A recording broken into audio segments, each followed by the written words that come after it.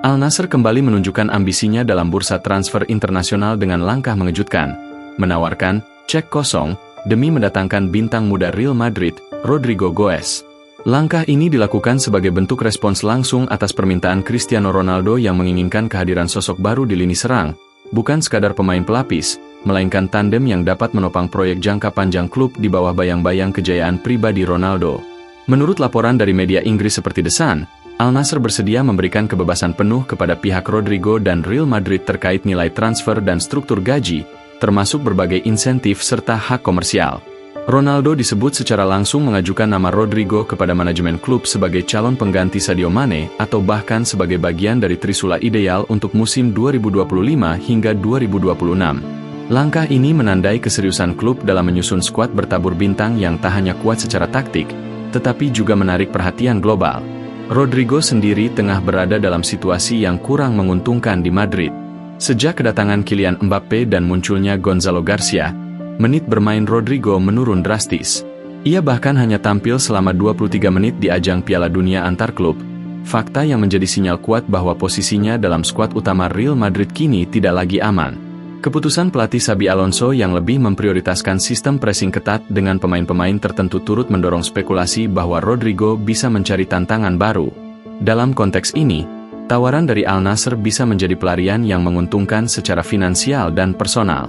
Bukan hanya menjanjikan peran utama di lini depan, tetapi juga posisi strategis dalam proyek globalisasi sepak bola Arab Saudi.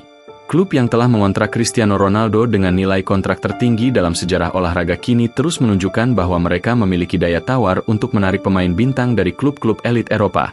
Tawaran, cek kosong, kepada Rodrygo hanya mempertegas pola agresif tersebut. Namun, kepindahan Rodrygo tidak hanya soal uang atau menit bermain. Ada pertimbangan personal dan profesional. Apakah meninggalkan Real Madrid pada usia 23 tahun, di mana secara teori ia baru mencapai puncak karir, merupakan pilihan tepat? Ia dibesarkan dan diberi tempat besar di Bernabeu, dan dalam banyak hal, merupakan bagian dari proyek jangka panjang Madrid. Tawaran dari Al Nassr juga bisa dipandang sebagai langkah mundur secara kompetitif, meskipun menjanjikan jaminan finansial dan posisi sentral dalam skuad.